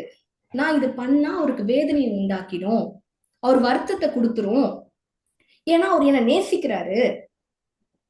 எப்படி நேசிக்கிறாரு? இங்க பாருங்க, இந்த வசனத்தை நான் முழுசா படிக்கல. 1 யோவான் 4:11 அன்பு கூற கடனாளிகளா இருக்கணும். யாருக்கு கடன் பட்டவங்களா நம்ம இருப்போம்? நமக்கு யாராவது ஏதாவது ஒண்ணு கொடுத்திருந்தாங்கன்னா அவங்களுக்கு அதை திருப்ப செலுத்த நம்ம என்ன பண்ணுவோம்? கடன்காரங்களா இருப்போம் இல்லையா? பணம் யாராவது கொடுத்தாங்கன்னா அவங்களுக்கு திரும்ப அந்த பணத்தை கொடுக்கறதுக்கு நம்ம கடனாளிகள். அன்பு கூற கடனாளிகள் அப்படின்னா ஒருத்தர் நமக்கு அன்பை கொடுத்திருக்கிறாரு, அந்த அன்பை திரும்பி காட்டுறதுக்கு நம்ம கடனாளிங்க. சோ இது வந்து கைண்ட் ஆஃப் லவ். அந்த அந்த அன்பன் நிமித்தம் ஒரு பயம், அது ஒரு இன்பமா இருக்கும். ஐயோ, நான் இது பண்ணா அவருக்கு வேதனை உண்டாக்கிடுமா, நான் இப்படி நடந்தேன்னா இப்படி இந்த வார்த்தை அவரை கஷ்டப்படுத்திடுமோ, இல்ல இவர் இப்படி அவர் சொல்லி இருக்கிறாரு வந்து இந்த மாதிரி ஒரு கண்ணத்தை அறைந்தா இன்னொரு கண்ணத்தை காட்டாத, என்ன விட்டு கொடுன்னு சொல்லி இருக்கிறாரு. நான் விட்டு கொடுக்காம இருந்து நான் வந்து என்னுடைய தங்கை கிட்டயோ அக்கா கிட்டயோ இல்ல அண்ணன் கிட்டயோ நான் வந்து பிடிங்க ஏதாவது விஷயத்த வாங்குறேன் அப்படின்னா ஒருவேளை அது சந்தோஷமா அவருக்கு துக்கம் ஆகிடுமோ, அவரை துக்கமாக்குறதுனால நான் என்ன பண்றேன் அப்படின்னா இதை விட்டு கொடுத்துடுறேன். இது பேர் ஒரு பயம். இதுவும் பயம் தானே சொல்லுவோம். அவரு கஷ்டமாயிடும் நம்ம பயப்படுறோம், அவரை வேதனைப்படுத்திடும் பயப்படுறோம், அவருடைய வார்த்தையில நிற்க முடியலன்னு நம்ம பயப்படுறோம். இப்படி வந்து ஒரு டிலைட். வா, இப்ப நான் வந்து அவருக்கு நான் வந்து உகந்ததா இருக்கிறேன், அவருக்கு வந்து நான் அவருடைய அன்புக்கு நான் கொஞ்சம் நான் அவர் எனக்கு கொடுத்த அன்புல நான் கொஞ்சம் அவருக்கு திருப்பி காமிச்சிட்டேன், நான் ரொம்ப அன்பா இருக்கிறேன்னு அவர் காமிச்சிட்டேன் அப்படின்னு ஒரு சந்தோஷம் வரும்ல, டிலைட் வரும்ல. நமக்கு பிடிச்சமானவங்களுக்கு நம்ம ஏதாவது திரும்ப செஞ்சோம்னா நமக்கு எவ்வளவு சந்தோஷமா இருக்கும் இல்லையா? சோ அந்த மாதிரி ஒரு டிலைட் தான். அப்படிப்பட்ட டிலைட்டோட தான் யார் இருந்தார் அப்படின்னா 2ஆம் ஆதாமாகிய இயேசு இருந்தார். அதனாலதான் பிதா சொன்னாரு அப்படின்றதுக்காக அவ்வளவு பெரிய அவமானத்தையும் அசிங்கத்தையும் பட்டு நமக்காக மரித்தார். புரியுதுங்களா என்ன சொல்றேன்ட்டு? அவருக்கு கீழ்ப்படிந்தார். தேவனே மனுஷனாய் வந்தார், பாடுகள் பட்டார். புரியுதுங்களா? சோ அப்படிப்பட்ட அன்பு ஆதாம் கிட்ட இல்லைன்றதுனாலதான் ஆண்டவர் சொல்றாரு, மண்ணா இருக்கிற ஆதாம் மண்ணுக்கு போயிடுவப்பா அப்படின்னு வேதனையா சொன்னாரு. நம்ம இப்போ ஆதாம் வேணா அப்படி ஏமாந்து போயிருக்கலாம், இல்ல உணர்வற்ற ஒருத்தரா இருந்திருக்கலாம். பட் நான் நமக்குள்ள ஆவியானவர் இருக்கிறார், பரிசுத்த ஆவியானவர் இருக்கிறார். சரிங்களா? நீங்க வந்திருக்க ஒவ்வொருவரும் பரிசுத்த ஆவியானுடைய தொடுதலின் நிமித்தம் தான் இங்க வந்து உட்கார்ந்து இருக்கிறீங்க. சும்மாலாம் வர முடியாது, சும்மாலாம் இந்த மீட்டிங் கேட்க முடியாது. ஆவியானவருடைய தொடுதல் இல்லாம ஒருத்தரும் ரட்சிக்கப்படவே முடியாது. நீங்க ரட்சிப்புக்குள்ள வந்திருக்கீங்கன்னா அவருடைய டச் இருக்கு உங்க மேல. அந்த ஆவியானவர், உங்களை தொட்ட ஆவியானவர் உங்களுக்கு உணர்வை தருவாராக. இப்போ புரியுதுங்களா? You will feel the God now. புரியுதுங்களா என்ன சொல்றேன்ட்டு? இப்போ உணர்வு, அண்டர்ஸ்டாண்டிங். புரியுதுங்களா? சோ ஆடம் அண்ட் ஈவுக்கு அந்த அண்டர்ஸ்டாண்டிங் தான் இல்ல. ஈவுக்கு மேபி ஒரு சில கொஞ்சம் கொஞ்சம் இருந்ததுனால அவங்க வந்து பதில் சொல்லவங்களா இருக்கலாம். பட் அவங்கள அந்த உணர்வுல இருந்து வெளியே கொண்டு வந்துட்டான் பிசாசு, ஏமாத்திட்டான். புரியுதுங்களா? அதனால மேன்மை பாராட்டிக்குள்ள ஒன்றும் கிடையாது. ஆக மொத்தத்துல 2 பேரும் ஏமாந்துட்டாங்க. புரியுதுங்களா? சரி. சோ இதே ட்ரிக்க தான் பிசாசு இப்பவும் பயன்படுத்திட்டு இருக்கான். அவனுடைய தந்திரங்கள் ஒன்னும் நமக்கு புதுசு கிடையாதுன்னு பவுல் சொன்னார்ல 2 கொரிந்தியர்ல. படிச்சீங்க இல்லையா? முதல் வசனம் வந்து அதான படித்தோம். அவனுடைய சாத்தானின் தந்திரங்கள் ஒன்னும் நமக்கு புதுசு கிடையாது, எல்லாம் தெரிஞ்சவைதானேன்னு சொன்னார்ல. இதான் அது. சேம் ட்ரிக்க தான் அவன் எல்லார்கிட்டயும் அப்ளை பண்ணிட்டு இருக்கான். மண்ணா ஆக்கணும், வேற ஒண்ணும் இல்ல. அவன் நம்மள மண்ணாக்கி நம்மள அசிங்கப்படுத்தணும். என்ன பண்ணணும்? நம்மள அசிங்கப்படுத்தணும். நம்ம எந்த அளவுக்கு மண்ணாவே இருக்கோமோ, உணர்வற்று நம்ம என்ன செய்யறோம் அது தப்பா ரைட்டா அப்படின்னு நமக்கு தெரியாம, கர்த்தருக்கு பிரியமா பிரியம் இல்லையா அப்படின்னு தெரியற வரைக்கும் நம்ம எப்படிப்பட்ட நிலையில இருக்கோம்னா மண்ணு மாதிரி இருக்கும். மண்ணு மாதிரி இருக்கும்னா யார் வேணா மிதிச்சு போடுற மிதிச்சு தொடச்சு போடுற அசிங்கமான நிலையில பிசாசு நம்மள வச்சிருக்கான். உணர்வடையணும். எப்படி உணர்வடையும்? எப்படி உணர்வடையும்? We should have a reverential fear of God. இந்த பயம் நமக்குள்ள இருந்தா நமக்குள்ள உணர்வு இருக்கும். இந்த பயத்தை கேளுங்க, இந்த பயத்தை வாஞ்சிங்க. நான் உங்களுக்கு எக்ஸ்பிளைன் பண்றது இங்கிலீஷ்ல இருக்கு, பட் நான் தமிழ்ல எக்ஸ்பிளைன் பண்றேன். இந்த ஃபியர், இதுதான் ஆண்டவர் மேல நம்ம வைக்க வேண்டிய ஃபியர். மத்த ஜனங்கள் மாதிரி ஐயோ நம்ம இது பண்ணிட்டா கடவுள் நம்மள அடித்துருவாரு, கொன்றுவாரு, இல்ல வந்து கண்ணு போயிடும், காலு போயிடும், பிள்ளைங்களுக்கு ஏதாவது வந்துடும், அதெல்லாம் இல்ல. அவர் சொல்ற ஃபியர் இது. The type of fear that is based on respect, honor and worship of God. அவருக்கு வார்த்தைக்கு கீழ்ப்படுறது மூலமா அவருக்கு நம்ம ரெஸ்பெக்ட் கொடுக்கிறோம், ஹானர் கொடுக்குறோம். ரெஸ்பெக்ட்னா மரியாதை, ஹானர்னா கணம். கணம்ன்றது அன்பு பிளஸ் மரியாதையை கலந்ததுதான் ஹானர். ரெஸ்பெக்ட்னா ஜஸ்ட் மரியாதை. இது ரெண்டும் கலந்த ஒரு ஆராதனை செய்யறோம் பாத்தீங்களா? பாட்டு பாடத சொல்லல, உங்க வாழ்க்கையே ஆராதனையாய் மாறணும். ஒரு ஸ்டெப் எடுத்து வச்சாலும் அந்த ஸ்டெப்ல அவருக்கு கனமும் மரியாதையும் நான் கொடுக்குறேன். நான் பிசிக்கலாவே சொல்றேன், நீங்க ஒரு காலடி எடுத்து வச்சா கூட அந்த கால் எடுத்து வைக்கிற இடம் கர்த்தருக்கு பிரியமானதா, அவருக்கு ஹானரை கொண்டு வருமா, அவருக்கு மரியாதை கொண்டு வருமா அப்படின்னு நீங்க வாழ்ந்து பார்த்து பார்த்து பார்த்து வாழ்ந்தீங்கன்னா உங்களுக்குள்ள உணர்வு இருக்குன்னு அர்த்தம். பிசாசு உங்களை டச் பண்ணவே முடியாது. புரியுதுங்களா என்ன சொல்றேன்ட்டு? சரி. சோ இப்போ வந்து எபேசியர்ல நம்ம இந்த வசனங்களை பாக்குறோம். சரிங்களா? அவர்கள் புத்தியில் அந்தகாரப்பட்டு தங்கள் இருதய கடினத்தினால் தங்களில் இருக்கும் அறியாமை, அண்டர்ஸ்டாண்டிங்க்கு ஆப்போசிட். அறியாமைனாலே தேவனுடைய ஜீவனுக்கு அந்நியராய் இருந்து உணர்வில்லாதவர்களார். எப்படி பாவம் செய்யறாங்க? பாவத்துக்கு முன்னிலை தான் உணர்வில்லாதது. பாவமே பரவாயில்ல. ஆக்சுவலா ஒரு மனுஷன் பாவம் செஞ்சா கூட பரவாயில்ல. ஆக்சுவலா அவன் வெளியே வந்துருவான். ஏன்னா அது பாவனாது தெரியும். உணர்வு இல்லாம இருக்கிறது என்னன்னா, இப்ப இங்க சொல்லப்பட்ட வார்த்தையின்படி உணர்வில்லாதவர்களாய் சகலவித அசுத்தங்களையும் ஆவலோட பாவம் செய்யும் போது கூட ஒரு பயம் இருக்கும், ஒரு நடுக்கம் இருக்கும். ஐயோ தப்பு பண்றோம்னு ஒரு எண்ணமாவது இருக்கும். ஆனா உணர்வு இல்லாம இருக்கிறது எப்படின்னா, ஆவலா என்ஜாய் பண்ணி நடப்பிக்கும்படி தங்களை காம விகாரத்திற்கு ஒப்பு கொடுக்கிறார்கள்.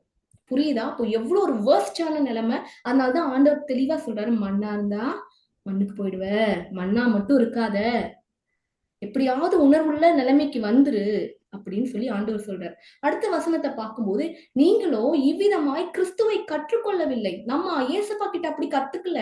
அவர் உணர்வுள்ளவராய் இருந்தாரு. அவருக்குள்ள அண்டர்ஸ்டாண்டிங் இருந்துச்சு. அண்டர்ஸ்டாண்டிங் இருந்தனால எல்லாமே அவருக்குள்ள இருந்தது. அதனாலதான் அவர் உலகத்தை ஜெயித்தார். நம்மளும் உலகத்தை ஜெயிக்க போறோம். சரிங்களா?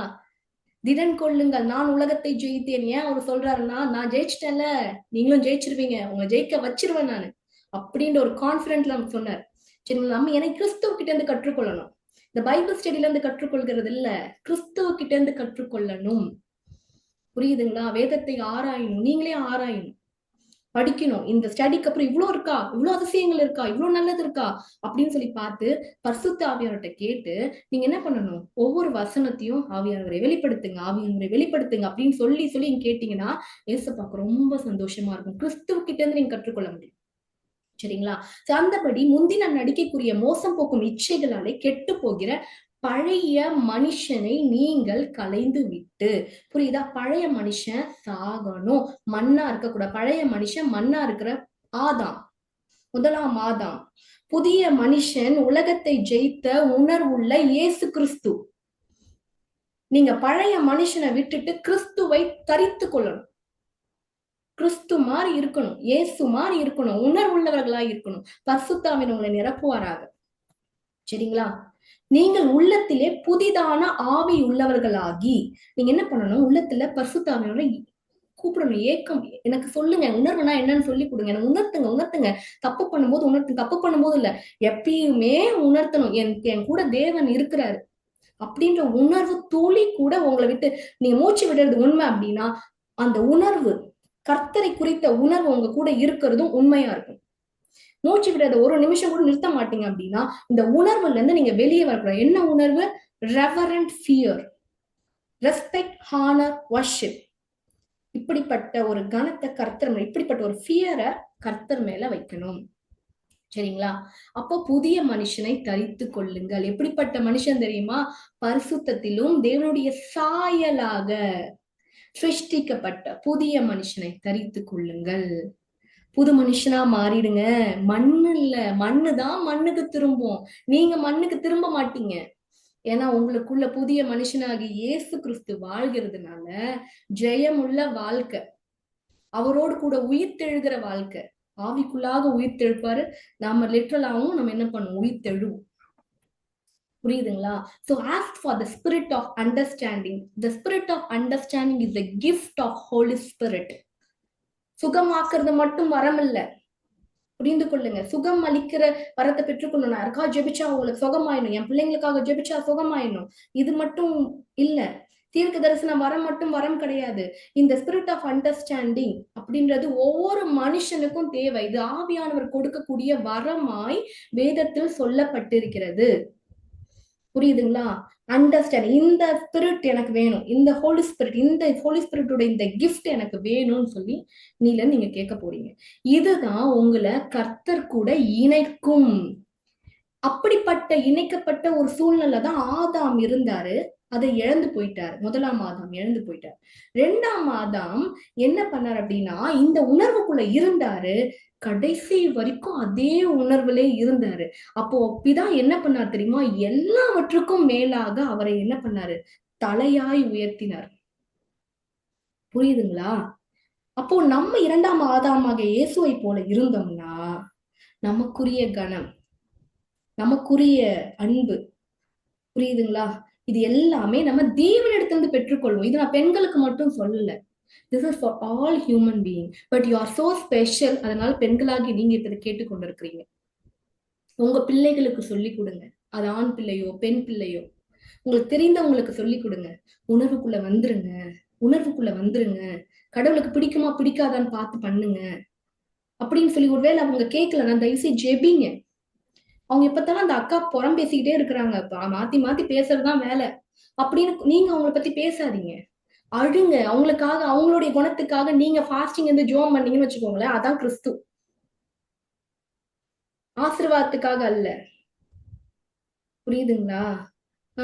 ஒரு மனுஷனை அழிவுல இருந்து மீட்கிறது பரலோக ராஜ்யத்தையே மகிழ பண்ணுமா. இதெல்லாம் உணர்வில்லாத நிலைமை, பாவத்தை விட மோசம். நான் சொல்லியிருக்கிறேன், உங்களுக்கு வசனத்தின்படி காமிச்சு கொடுத்தேன். தயவு செய்து நீங்க அப்படிப்பட்ட ஒரு நபராய் மாற்றுங்க. தாவீது ஜெபிக்கும் போது எப்படி ஜெபிப்பார் தெரியுமா? எனக்கு உணர்வை தாரும், அப்பொழுது நான் வேதத்தை பற்றி கொண்டு என் முழு இருதயத்தோடு அதை கை கொள்ளுவேன். இப்படிதான் give me understanding Lord, give me understanding Lord. அதனாலதான் என்ன ஆச்சு? தாவீது சக்சஸ்ஃபுல் மேனா இருந்தார். தாவீது தெரியும்ல, த டேவிட் த கிங். அவர் என்ன இப்படிதான் ஜெபிப்பாரு. நீங்களும் இன்னில இருந்து அப்படிதான் ஜெபிக்க போறீங்க, நான் விசுவாசிக்கிறேன். இப்ப நீங்க அர்ப்பணிப்பீங்களா? இப்ப உங்களை நீங்க என்ன பண்ணணும்? அர்ப்பணிக்கணும். நீங்க கேட்க வேண்டியது ஒன்னே ஒண்ணுதான், உணர்வை தாங்க ஆண்டவரே, எனக்கு உணர்வுள்ள ஆவியை தாங்க. The spirit of understanding, this what you are going to hear. என் ஆத்துமா மண்ணோடு ஒட்டி கொண்டிருக்கிறது, உமது வசனத்தின்படி என்னை உயிர்ப்பியும் அப்படின்னு கேட்க போறீங்க. நான் இப்ப உங்களுக்காக ஒரு சாங் பிளே பண்ண போறேன். ஸ்கிரீன் தெரியுதா? ஸ்கிரீன் தெரியுது இல்லையா? தெரியுது மேம். ஓகே. இந்த சாங்கோட சவுண்ட் கேக்குதான்னு மட்டும் எனக்கு தம்சம் காட்டுங்க. இந்த பாட்டை என் கூட சேர்ந்து ஆராதிங்க. ஜஸ்ட் ஒரு 2-3 நிமிஷம் தான் ஆராதிங்க. சவுண்ட் கேக்குதா? வால்யூம் கேக்குதா? நோ. ஓகே.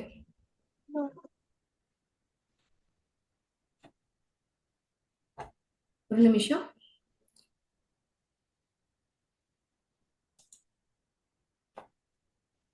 சரி, இந்த பாட்டு நம்ம பாடி ஆராதிக்க போறோம்.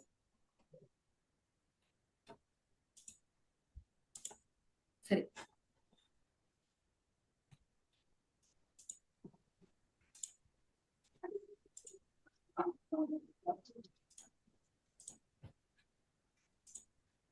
ஓகே.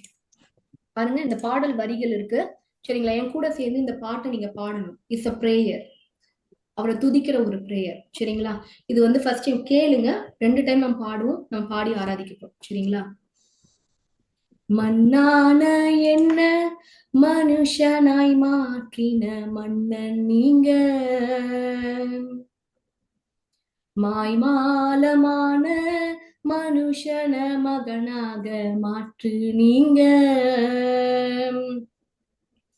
மண்ணான என்ன மனுஷனாய் மாற்றின மன்னன் நீங்க.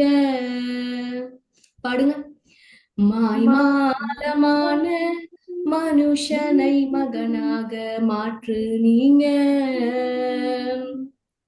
என்னை அழகுபடுத்தும் தெய்வம் நீங்க தானப்பா, அன்போடு ஆராதிப்பேன். என்னை மகிமைப்படுத்தும் தெய்வம் நீங்க தானப்பா, மனசார மகிமைப்படுத்துவேன். பாடுங்க. என்னை அழகுபடுத்தும் தெய்வம் நீங்க தானப்பா, அன்போடு ஆராதிப்பேன். என்னை மகிமைப்படுத்தும் தெய்வம் நீங்க தானப்பா, மனசார மகிமைப்படுத்துவேன். மண்ணான என்ன மனுஷனாய் மாற்றின மன்னன் நீங்க, மாய்மாலமான மனுஷனை மகனாக மாற்று நீங்க. இன்னும் ஒரே ஒரு முறை. என்னை அழகுபடுத்தும் தெய்வம் நீங்க தானப்பா, அன்போடு ஆராதிப்பேன். என்னை மகிமைப்படுத்தும் தெய்வம் நீங்க தானப்பா, மனசார மகிமைப்படுத்துவேன். ஓகே, இப்ப நம்ம பிரேயர் பண்ண போறோம். மண்ணா இருக்கிற நம்ம மனுஷனாய் கர்த்தர் மாற்றணும். மனுஷன்னா தேவ சாயலை உடையவனாய் தான். மனுஷன் என்று ஒரு மனுஷனுக்கு பெயர் கொடுக்கப்பட்டது அவன் தேவ சாயலாய் மாறின பின்பு, மண்ணா இருக்கும் போது கிடையாது. புரியுதா? சோ நம்ம என்ன பண்ணணும்? ஆண்டவரே நம்ம மனுஷனாய் மாற்றுங்க ஆண்டவரே, நான் மாற்றுங்கப்பா. உணர்வுள்ள இருதயத்தை தாங்க ஆண்டவரே. இந்த வசனத்தை சொல்லி என் ஆத்துமா மண்ணோடு ஒட்டி கொண்டிருக்கு, உமது வசனத்தின்படி என்னை உயிர்ப்பியும். நான் மண்ணு மாதிரி இருக்கேன் ஆண்டவர் முன்னாடி அக்செப்ட் பண்றேன்ப்பா. நான் மண்ணுதான்ப்பா, நான் அக்செப்ட் பண்ணிக்கிறேன்ப்பா. என்ன நீங்க மனுஷனாய் மாற்றிடுங்கப்பா, கிறிஸ்துவை போல மாற்றுங்கப்பா. கிறிஸ்து மனுஷனாய் பூமிக்கு வந்தார், அவரை போல மாற்றுங்க அப்படின்னு சொல்லி கேளுங்க. நான் உங்களுக்காக ஜெபிக்கிற உண்மையான இருதயத்தோடு நிச்சயமாய் this going to bring the transformation in your life. உங்களை மறுரூபமாக்க, ஒரு மகிமைப்படுத்துகிற வாழ்க்கைக்குள்ளாய் கொண்டு போக இது நிச்சயமாய் பயன்படுத்தும். இந்த தருணத்தை கர்த்தர் பயன்படுத்த போறார். சரிங்களா? we are going to pray. ஆண்டவரே, இந்த நேரங்களை நீர் அறிந்திருக்கிறீர், ஆசீர்வதித்திருக்கிறீர். பரிசுத்த ஆவியானவர் இவ்வளவு நேரம் எங்களோடு கூட இடைப்பட்டு ஜெபிக்கிற ஒவ்வொருவரோடு கூட உம்முடைய கரம் இருக்கட்டும் ஆண்டவரே. உணர்வுள்ள இருதயத்தை தாரும் ஆண்டவரே. The spirit of understanding flow through everyone in the mighty name of Jesus Christ. இயேசுவின் நாமத்தினால இந்த உணர்வுள்ள ஆவியை ஒவ்வொருவருக்குள்ளாகவும் நீர் கொடுக்கும்படியாய் ஜெபிக்கிற ஆண்டவர். உமக்கென்று பயன்படட்டும், தங்களுடைய குடும்பத்திற்கு என்று பயன்படட்டும் அப்பா, உங்களுடைய ராஜ்யத்திற்கு என்று பயன்படட்டும் ஆண்டவரே. அப்பா, இவர்களெல்லாம் மண்ணா இருக்க கூடாதுப்பா அப்பா. உம்மை போல, இரண்டாம் மாதாவாகிய கிறிஸ்துவை போல ஆண்டவரை மாற்றுங்கப்பா. ஆவியானவர் நீங்க ஊற்றப்படணும் ஆண்டவரே. கிரியை செய்யுங்கப்பா, நீங்க கிரியை செய்யுங்க. சாட்சிகளை கேட்கணும் ஆண்டவரே. ஆண்டவரை கிருபை செய்யுங்க. உங்க கருத்துல முற்றிலுமாய் அர்ப்பணித்து ஜெபிக்கிறேன். ஆசீர்வதிங்க. இயேசுவின் நாமத்தில் கேட்கும் ஜீவ நல்ல பிதாவே, ஆமென். ஆமென். வர வர செஷன்ஸ், அடுத்த செஷன்ஸ்ல நீங்க இன்னும் நிறைய காரியங்களை கற்றுக்கொள்வீங்க. டீட்டெயில்டா படிக்கலாம். சரிங்களா? உங்களுக்கு ஏதாவது பிரேயர் ரெக்வெஸ்ட் தனிப்பட்ட முறையில இருக்குமானால், சரிங்களா, இந்த ரெக்கார்டர் வீடியோ உங்களுக்கு சென்ட் பண்ணுவோம். அந்த லிங்க் நீங்க கிளிக் பண்ணும்போது அது யூடியூப் வீடியோவா உங்களுக்கு வருது. அந்த யூடியூப் வீடியோ டிஸ்கிரிப்ஷன்ல ஒரு நம்பர் இருக்கும். சரிங்களா? அந்த நம்பருக்கு பிரேயர் ரெக்வெஸ்ட் நீங்க கால் பண்ணி சொல்லலாம். உங்களுக்காக நாங்க பாரப்பட்டு ஜெபிப்போம். சரிங்களா? கர்த்தர் உங்களோட வாழ்க்கையில இருந்து அந்த நிந்தையும் இல்ல அந்த நீக்குவாரு, இல்ல ஆசீர்வாதத்தை கொடுப்பாரு. சரிங்களா? சரி. சோ இந்த வார்த்தைக்கான கேள்வி, is anything God made out of mud other than human being? கடவுள் மனுஷனை தவிர வேறு ஏதாவது மண்ணினால் உருவாக்கினாரா? இதுதான் கேள்வி. ஓகேங்களா? உருவாக்கினார் நானே சொல்லிட்டேன். எஸ் தான் அதுக்கு பதில். சரிங்களா? ஆனா என்ன, ஏன், இதமா நீங்க கண்டுபிடிக்க போறீங்க. சரிங்களா? Where it is in the Bible.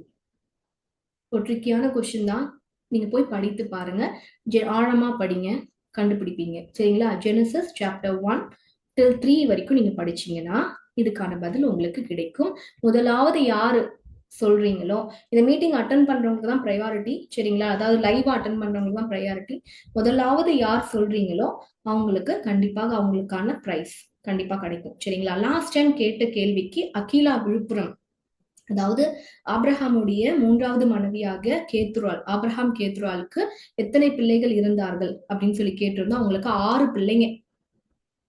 அவங்க 6 பிள்ளைங்க, இஸ்மவேல் ஒருத்தர், அப்புறம் ஈசாக்கு. மொத்தம் ஆபிரகாமுக்கு மட்டும் 8 பிள்ளைங்க பிசிக்கல் சைல்டா இருந்தாங்க. சரிங்களா?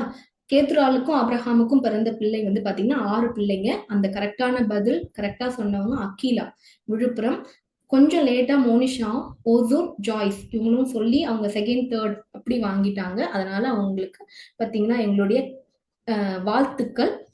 அகிலாக்கு இந்த கிஃப்ட் கிடைச்சது. சரிங்களா? தென் மோனிஷா அதற்கு முன்பாக நடந்த செஷன்ல கரெக்டான பதில் சொல்லி இந்த பரிசை பெற்றுக்கொண்டாங்க. சரிங்களா? We came to the end of the session. பதில் சொல்லி வெற்றி பெற்ற அத்தனை பேருக்கும் என்னுடைய வாழ்த்துக்கள். கர்த்தர் உங்களோடு கூட இருப்பாராக. We came to the session. Recorder video உங்களுக்கு சென்ட் பண்ணப்படும். நீங்க அதை பார்த்து உங்களுடைய ஃப்ரெண்ட்ஸ்க்கு நீங்க சென்ட் பண்ணுங்க. மற்றவர்களும் அதை ஆசீர்வதிக்கப்படட்டும். சரிங்களா? அடுத்த டைம் வரும்போது இந்த மீட்டிங் ஜாயின் பண்றவங்க உங்களுடைய ஃப்ரெண்ட்ஸை கூட்டிட்டு வரணும். ஓகேங்களா? ஓகே, ஸோ அவங்க ஆசீர்வதிக்கப்படணும், கூட்டிட்டு வரணும். சரிங்களா? ஸோ இது என்னுடைய அன்பின் கட்டளைன்னு கூட வச்சுக்கலாம். சரிங்களா? ஸோ நான் கேட்குறேன். ஸோ நீங்க பாருங்க, ஏன்னா எல்லாரும் ஆசீர்வதிக்கப்படணும். சரிங்களா? சரி, God bless you all. We will meet you in the next session. Thank you so much. Thank you, ma'am.